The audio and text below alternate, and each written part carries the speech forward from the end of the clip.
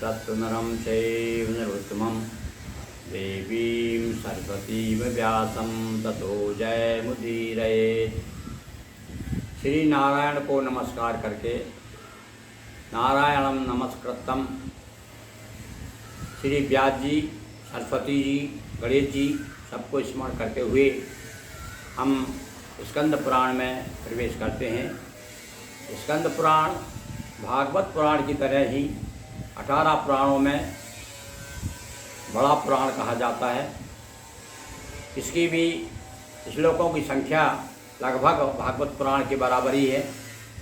इसमें विशेष रूप से षष्ठी रचना क्रम और हमारे यहाँ समय समय पर जिन सरिताओं को देवताओं के द्वारा, ऋषियों मुनियों के द्वारा प्रादुर्भाव किया गया है, उनका विशेष महत्व, उनके तटवर्ती तीर्थों की महिमा और विशेष जो 4 प्रकार के पर्वत हमने पूर्व में आपको बताए, उन पर्वतों पर कौन कौन से तीर्थ हैं, कौन कौन सी नदियां हैं, उसका वर्णन और नदियों के किनारे दान पुण्य करने का क्या महत्व है।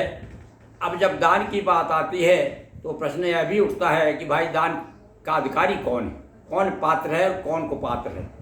आज इसी प्रसंग पर हम आपके सामने चर्चा करते हैं और चर्चा के पूर्व हमारा एक आग्रह आपसे यह भी है कि आप हमारे चैनल को अनेक दिनों से देख रहे हैं, किंतु कुछ मित्र, कुछ सज्जन, कुछ श्रोता सुनते ज़रूर हैं, देखते ज़रूर हैं, पर ना तो शेयर करते और ना लाइक करते। कृपा करके साथ साथ में आपको कष्ट भी अधिक नहीं होगा, केवल आपको टच करना है, उससे हमारे चैनल को अधिक से अधिक लाभ प्राप्त होगा और हम आपको आपके सामने अधिक से अधिक और भी कथा सुनाते रहेंगे।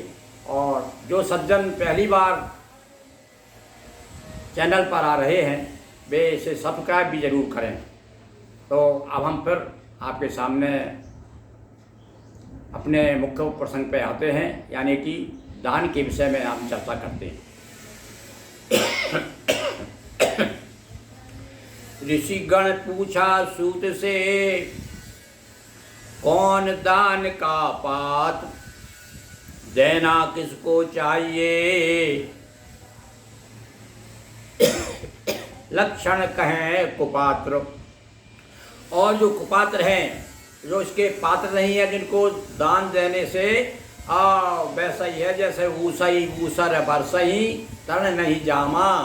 ऊसर खेत पर कितना ही पानी बरसे पर वहाँ तरण नहीं जामता, यानी वहाँ तिनके पैदा नहीं होते, घास नहीं होता। इसी प्रकार से कुपात्र को दान देने का भी कोई फल प्राप्त नहीं होता, निष्फल होता है, कल्याणकारी नहीं होता।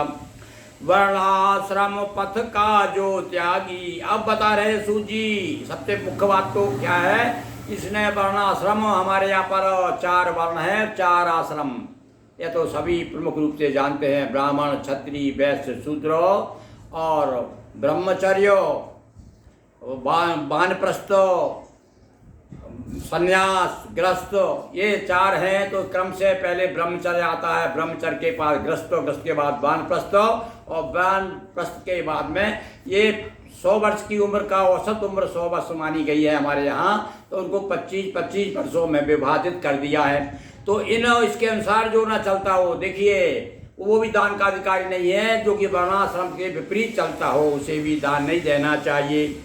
और काम क्रोध वाला जो रागी, और जो काम क्रोध मद लोभ और 6 मत्सर है, जो 6 विकार हैं, जो 6 विकारों से जो दूर रहता है। अब ये तो कठिन तो है, पर भैया जो कम से कम कुछ तो लक्षण उसमें दिखाई दे आपको, जिसको दान कर रहे हैं आप, उसमें कुछ तो ऐसे लक्षण ना हो। जैसे क्रोधी भी हो तो ज़्यादा क्रोध ना करता हो। लोभी तो खैर पैदा होते ही आदमी काम को लोभ मोह माया हमारे ऊपर आ जाती है, फिर भी कहा गया कि सुपात्र तो भैया तभी कहा जाएगा जब इन विकारों से दूर होगा। जिसके हृदय बसी पर नारी, धन लोभी अति भ्रष्टाचारी। और जिसका भ्रष्टाचरण है, लोभी है और वैश्यागामी है, ऐसे पुरुषों को भी दान देने का कोई अर्थ नहीं है। जो पर दोष का कराए दर्शन, और वही दान नाम, वही दान वह न दान अधिकारी ब्राह्मण। और जो हमेशा दूसरों की निंदा, हमारे कुछ लोग तो कहते हैं ना, निंदक नीरे राखिए आंगन कुटी छवाए। ठीक है भाई, दूसरे का कल्याण करता हो, जिसका निंदा हो रही उसका भले ही कल्याण हो जाए, पर ऐसे निंदक पुरुषों को दान देने में कोई लाभ नहीं है। वही हिंसक भीख मांगने वाला, दुराचार रत रहने वाला, ये कुपात्र ना देना दाना, कभी नहीं इसमें कल्याण। ये सारे कुपात्रों, कौन कौन से कुपात्र बताए भाई? जो वर्णाश्रम के पथ पर न चलता हो, काम क्रोध ज्यादा करता हो, और जो वैश्यागामी हो, भ्रष्टाचारी हो, धन का लोभी हो।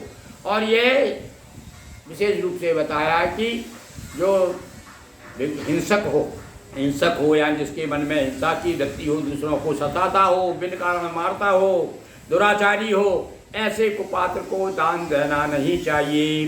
कभी नहीं इसमें कल्याण जो कर। और अब किसको दान देना चाहिए? अब सूत जी कहते संतो, अब तो बात हो गई, ये तो मैंने खास बात बताई, पर कहने का अर्थ है जितने वो अवगुणी जो पुरुष है, जिसमें सारे अवगुण में जितने भी अवगुण बताए गए हैं उनमें से एक भी अवगुण है, तो ऐसा पुरुष जो है दान का अधिकारी नहीं है। अब बताया आगे कि कैसे लोगों को दान देना चाहिए। जो कर्तव्य निरत हरि सुमिरन, हाँ भाई, भक्ति मार्ग पर चलने वाला, और जो अपने कर्तव्य को ना भूले, जो जिसके कर्तव्य हमने वर्णाश्रम के आश्रम निरत पथ लोग, वर्णाश्रम निज निज धर्म। तुलसीदास जी ने कहा कि राम जी के राज में वर्णाश्रम के अनुसार सारे लोग अपने अपने धर्म पर चलते थे। तो वही धर्म की बात कर रहे हैं कि जो कर्तव्य निरत हरि सुमरन करे, सतत हरि पूजन अर्चन, और जो भगवान का भक्त हो, जो वेदज्ञ सो श्रोत्रिय ब्राह्मण, वही सुपात्र सुनो हे ऋषिगण। हे ऋषिगणों सुनो, जो वेदज्ञ है, वेदों का ज्ञाता है, वेदों की जानकारी रखता है, ज्ञान रखता है, और ये पुराण भी भैया वेदों का ही तो सार है। हाँ, हमारे वेदव्यास जी ने कहते सबसे पहले एक ही वेद था, और उस वेद के 4 विभाग किए उन्होंने। 4 विभाग के बाद में देखा कि लोगों को पल्ले नहीं पड़ रहा है, समझ में नहीं आ रहा, तो उन्होंने फिर क्या है, कथा के माध्यम से और पुराणों, उसका वेदों का सार लेकर के 18 पुराणों की रचना की, जिसमें से आज हम आपको स्कंद पुराण सुना रहे हैं। तो जो ब्राह्मण हो अब गुण धामा, कभी उसे ना करें प्रणाम। अब सीधी सी बात है भाई, जो अत्याचारी है, भ्रष्टाचारी है, दुराचारी है, ऐसे पुरुष को कौन प्रणाम करेगा? तो लिख दिया भाई, यदि वो ब्राह्मण भी है तो वो प्रणाम करने के योग्य नहीं है। मतलब कहने का उसमें ब्राह्मण तो है ही नहीं कहीं से भी। अब ब्राह्मण यानी जो ब्रह्म में निरत रहता हो, जो परहित में निरत रहता हो, संतत काज तज जो देही, जो हमेशा परोपकारी हो, ऐसा पुरुष यदि है तो उसको यहाँ का है जो ऐसे गुण जिसमें ना हो, वह तो प्रणाम करने का अधिकारी भी नहीं, उसको प्रणाम भी नहीं करना चाहिए। वो इतना अधिकारी भी नहीं है उसे प्रणाम किया जाए। जो ब्राह्मण क्रोधी बदनामा, और जो बदनाम हो चुका है, शराब पीता हो, वैश्यागामी करता हो, जुआ खेलता हो, ऐसा बदनाम हो गया हो, ऐसे ब्राह्मण को भी प्रणाम नहीं करना चाहिए। नान पद्मनाभ की सुनो कहानी। और अब बता रहे हैं साथ में, अब वो बताना चाहते हैं कि एक यहाँ पर जो अपन जो तुम हमसे पूछ रहे हो ना, ये यहाँ चक्र तीर्थ भी है पास में। ये चक्र तीर्थ की कथा क्या है? यहाँ भगवान सुदर्शन चक्र गिरा ना भगवान का, जिस स्थान पर उसे चक्र तीर्थ कहते हैं। अब यहाँ चक्र तीर्थ की महिमा के कारण अब वो राजा पद्मनाभ की जो हमने कथा आपको बताई थी कि पद्मनाभ और एक राजा और था, दोनों मिलकर के उन्होंने तपस्या की, भगवान विष्णु प्रसन्न हुए और उनको मोक्ष प्रदान किया। तो उसी पद्मनाभ की थोड़ा संकेत करते हुए बता रहे हैं कि चक्रतीर्थ का नाम क्यों पड़ा चक्रतीर्थ। तो पद्मनाभ एक विप्र सुजाना, धर्म परायण हरि गुण गाना, एक दिवस एक राक्षस आया, पद्मनाभ को अधिक सताया, पद्मनाभ हरि स्तुति कीनी, श्रीनिवास विनती सुन लीनी, तुरंत भेज कर चक्र सुदर्शन, काट गिराई राक्षस गर्दन। और उस एक जो पद्मनाभ का जो भक्त था भगवान का, तो उसको एक राक्षस परेशान करता था।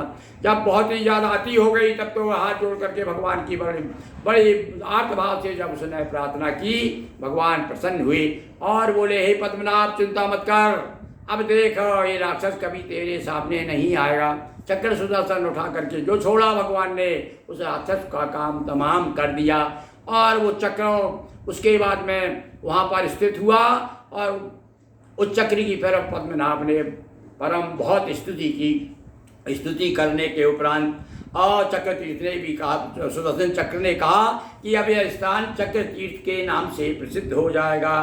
तो भगवान ने भी आश्वासन दे दिया कि देखो भाई, जो चक्र ने कहा है निश्चित रूप से यह भी बड़ा प्रसिद्ध चक्र तीर्थ हो जाएगा। इस तीर्थ में स्नान, ध्यान, पूजन, पाठ, दान आदि करने से मनुष्य, और चक्र का मतलब है कि 84 चक्कर से दूर हो जाएगा। उसका चक्र जो घूम रहा है ना पृथ्वी पर, माया का चक्र, वह चक्र दूर हो जाएगा चक्र तीर्थ में स्नान करने से, वहाँ पर दान पुण्य करने से।